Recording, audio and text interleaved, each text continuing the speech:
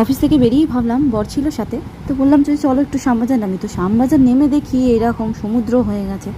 তো দেখো দোকানপত্র অনেক কিছুই খুলেছে, জলটা তোমাদের দেখায়। শ্যামবাজারের মতন জায়গায় এতটা পরিমাণ জল জমবে ভাবতেই পারিনি।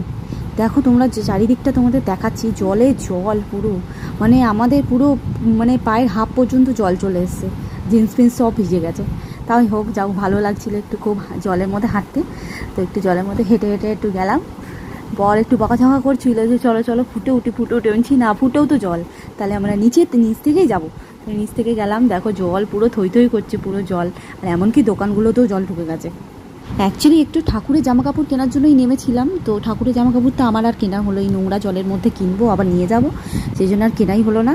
ওই একটু জলই দেখা হলো, ব্যাস জল টল দেখা হয়ে গেলো। তারপরে ভাবলাম যে একটু আইসক্রিম খাবো। তো তারপরে এই যে দেখো আইসক্রিম নিয়ে নিয়েছি এখানে। তো আইসক্রিম খেতে খেতে দেন এবার বাড়ি। তো বন্ধুরা, আমার ভিডিওটা তোমাদের